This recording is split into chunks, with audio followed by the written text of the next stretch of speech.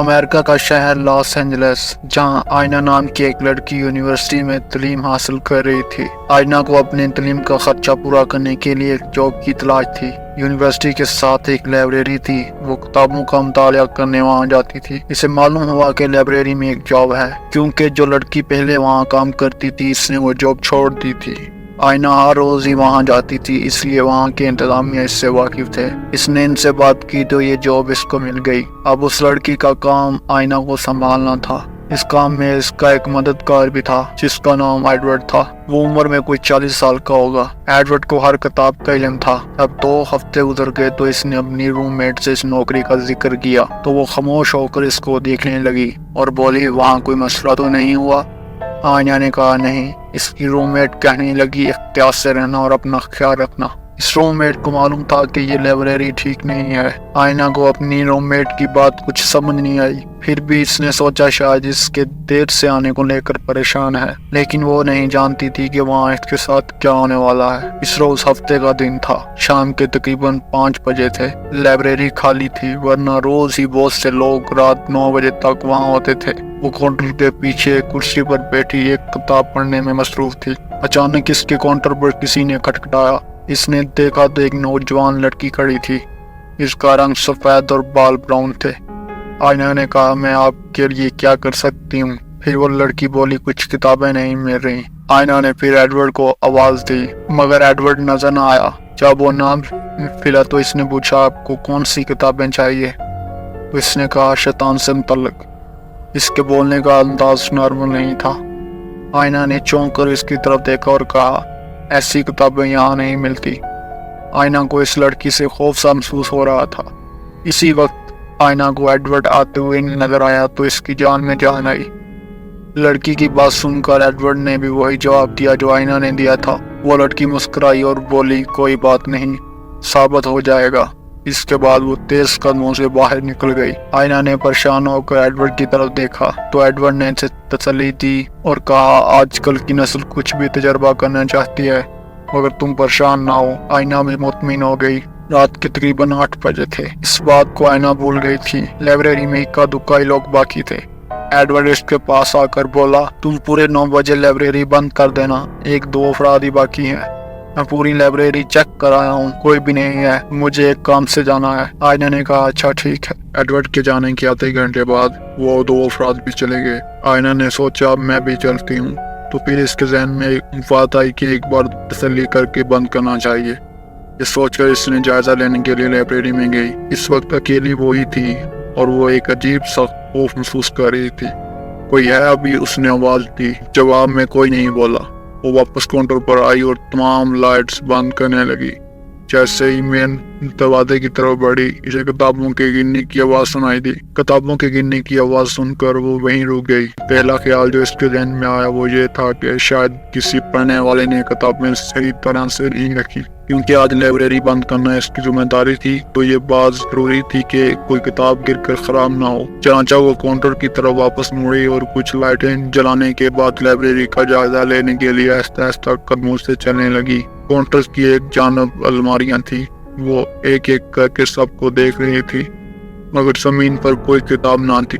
جب وہ آخری الماری کے پاس پہنچی تو اس سے حیرت کا جھٹکا لگا۔ اس الماری کے سامنے زمین پر کوئی 10 کتابیں تھیں جو ایک دوسرے کے اوپر رکھی ہوئی تھیں۔ اسے ایسا لگا جیسے ابھی بھی کوئی لائبریری میں ہے اور وہ مجھ سے مذاق کر رہا ہے۔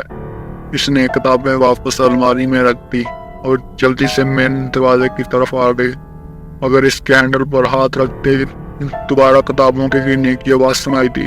اس کو سخت غصہ آیا، کون ہے جو مذاق کر رہا ہے؟ وہ بھاگتی ہوئی تیزی سے آخری الماری کی طرف گئی تو وہی منظر اس کے سامنے تھا۔ کتابیں 10 ہی تھیں اور سب کی سب فرش پر رکھی ہوئی تھیں۔ اس نے چیخ کر کہا، کون ہے یہاں؟ اس نے کتابیں واپس رکھی۔ کتابیں رکھتے ہوئے جب آخری کتاب رکھنے کے لیے اٹھائی تو اس کا حیرت سے منہ کھلا کا کھلا رہ گیا۔ اس کتاب کا نام تھا دی ڈیول۔ اس پر ایک ستارہ نما علامت بنی ہوئی تھی۔ اسے اچانک اس جگہ سے خوف آنے لگا۔ یہ کتاب پہلے تو یہاں نہیں تھی۔ وہ ایک عرصے سے یہاں آتی رہی تھی، کبھی اس نے اسے نہیں دیکھا تھا۔ کتاب کی جلد سے آتی اور کافی پرانی لگ رہی تھی۔ وہ اسے کاؤنٹر پر لے آئی۔ काउंटर के पास ही कुर्सी थी। वो किताब लेकर वहां बैठ गई। इसको खोल कर देखने लगी। किताब किसी नाकाबिले समझ जुबान में थी जिसका इसको कोई इल्म नहीं था। तहरीर के अलावा इसमें कुछ तस्वीरें भी थी जो कि बेहद खौफनाक थी। इसका दम घुटने लगा। इस लाइब्रेरी में तेज ठंडी हवा का झोंका आया और साथ ही इसके कान के पास किसी ने इसका नाम पुकारा, आयना। वो खौफ के मारे उठ खड़ी हुई। किताब इसके हाथ से छूटकर फर्श पर जा गिरी।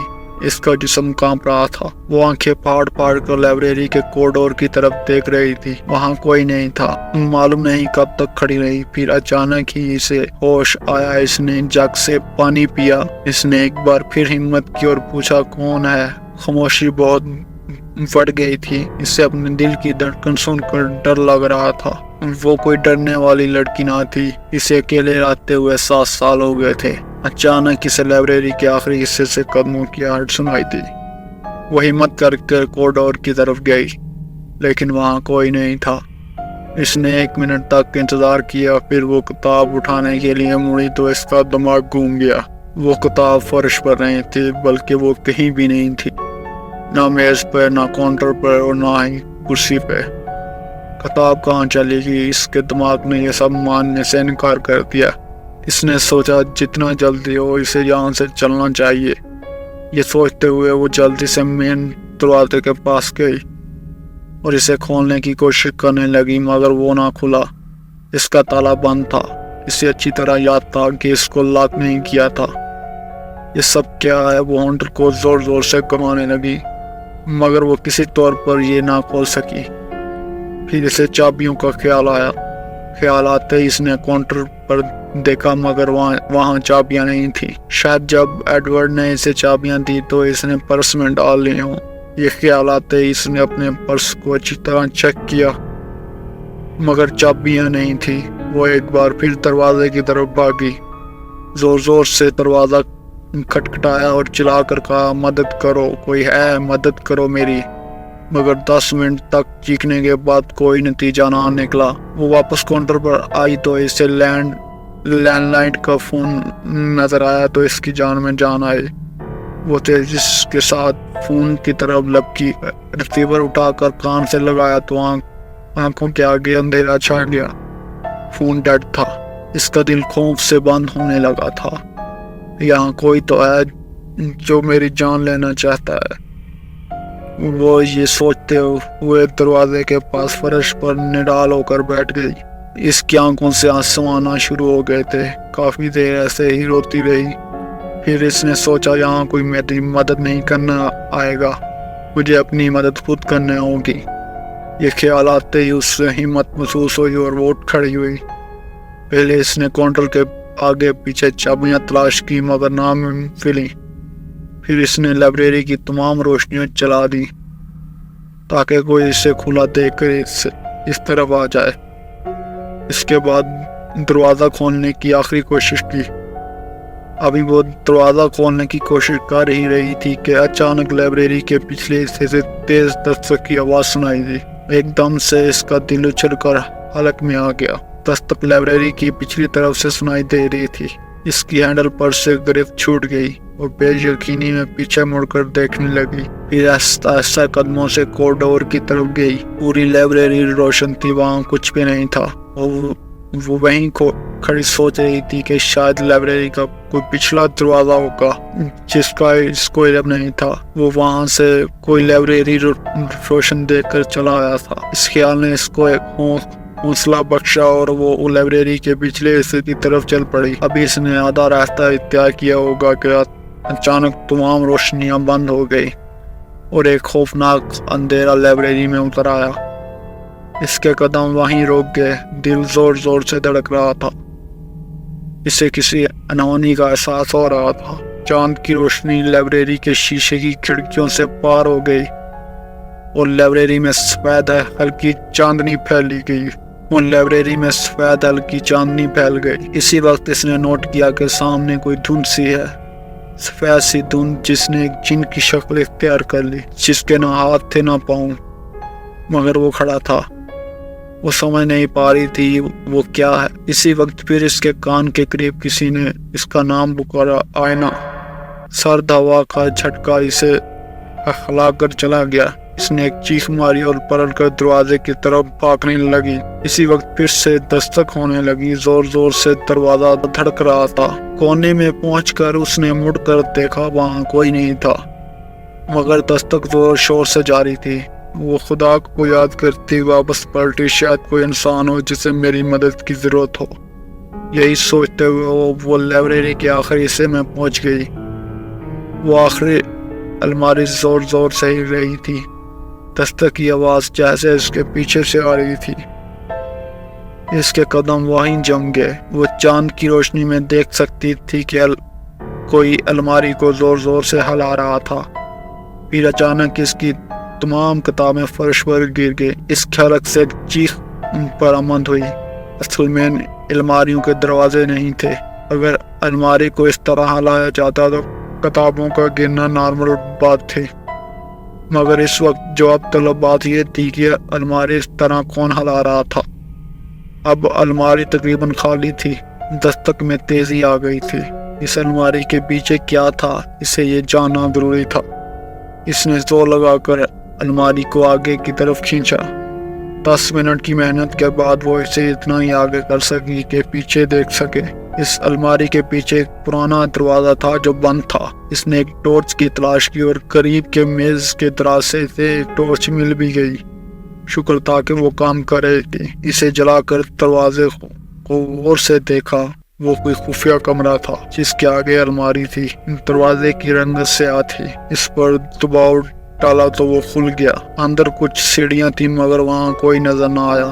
اس نے خدا کا نام لے کر سیڑھیاں اترنے لگی۔ کون ہے؟ اس نے پکارا۔ جواب میں ہلکی واضح آواز سنائی دی، ہیلپ می۔ اس کے رونگٹے کھڑے ہو گئے۔ اس نے فوراً ٹارچ ادھر گھمائی تو ایک کونے میں ایک لڑکی کھڑی تھی۔ اس نے ایک لمبی فراک پہنی ہوئی تھی جس کا رنگ لال تھا۔ لڑکی کی آنکھوں کے نیچے سیاہ حلقے تھے۔ وہ رونے سے اس کی آنکھیں سرخ لگ رہی تھیں۔ ہیلپ می، اس نے کہا۔ وہ ایک دم گھبرا گئی۔ کون ہو تم؟ وہ بولی، ہیلپ می پلیز۔ وہ آگے بڑھی۔ اسی وقت اس کے دماغ میں بجلی سی گری۔ وہ قدم نہیں اٹھا رہی تھی بلکہ تیرتی ہوئی اس کی طرف آ رہی تھی۔ خوف سے اس کے ہاتھ پاؤں کانپنے لگے اور اس کے ہاتھ سے ٹارچ چھوٹ کر فرش پر گر پڑی۔ اس کی روشنی گھومنے لگی۔ وہ بری طرح چلاتی ہوئی سیڑھیاں چڑھ کر اس کمرے سے باہر آ گئی۔ دروازہ بند کر کے اس کے آگے الماری خزانہ اس کے بس سے باہر ہو چکا تھا۔ ادھر سامنے ہی کوئی چلا آ رہا تھا جس نے جین اور بوٹس پہنے ہوئی تھی۔ اب وہ اور برداشت نہیں کر پا رہی تھی اور وہ بے ہوش ہو کر وہیں کوریڈور میں گر گئی۔ جانے کب تک وہاں پڑی رہی۔ پھر اس کے دماغ نے کام کرنا شروع کر دیا۔ اس نے آنکھیں کھولی تو وہ اپنے آپ کو ہاسپٹل میں پایا۔ اس کے ساتھ اس کی روم میٹ اور ایڈورڈ بھی تھا۔ باقی کی کہانی ایڈورڈ نے بتائی۔ جب وہ اپنی کام سے فارغ ہوا تو رات کے 11 بجے تھے۔ وہ اپنے فلیٹ پر پہنچا تو اس کو یاد آیا کہ وہ چابیاں دینا بھول گیا تھا، تو اس کا مطلب کہ لائبریری اب تک کھلی تھی۔ یہ خیال آتے ہی وہ لائبریری واپس پہنچا تو تمام لائبریری کی روشنیاں بار بار بند ہو کر کھل رہی تھیں۔ وہ بھاگ کر دروازے پر پہنچا، دروازہ کھلا تھا۔ اسی وقت اس کی روم میٹ بھی پریشان ہو کر اسے دیکھنے وہاں پہنچی تھی۔ دونوں نے اسے وہاں بے ہوش پایا اور یوں وہ ہاسپٹل پہنچ گئی۔ وہاں جو کچھ اس کے ساتھ ہوا اس نے ان کو بتایا، مگر ایڈورڈ کو میری بات پر زیادہ یقین نہیں تھا۔ اگلے دن جب وہ ڈسچارج ہو کر گھر واپس آئی تو اس کی روم میٹ نے اسے بتایا کہ لائبریری میں اثرات ہے۔ یہ بات وہ پہلے سے جانتی تھی، اس لیے اس نے اسے محتاط رہنے کو کہا تھا۔ وہ لڑکی میرین کئی سال پہلے اس لائبریری کی لائبرین تھی جس کی موت اسی خفیہ کمرے میں دھم گھٹنے سے ہو گئی تھی۔ اس لڑکی کا بھوت آج بھی وہاں موجود ہے۔ اس نے وہ نوکری اسی دن چھوڑ دی۔ وہاں اور بھی بہت سے ایسے واقعات ہوتے ہیں جن کا کسی کے پاس کوئی جواب نہیں۔ ایڈورڈ کو لائبریری کی الماریاں اور کتابیں اپنی جگہ پر ہی ملی تھی، اس لیے اس نے اس واقعہ کو زیادہ اہمیت نہیں دی۔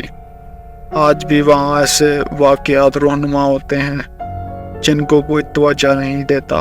تو دوستو، کیسی لگی آج کی ہماری سٹوری کمنٹ میں ضرور بتائیے گا، اور ہمارے چینل کو سبسکرائب کر لیں تاکہ آنے والی ہر ویڈیو آپ تک پہنچتی رہے۔ شکریہ۔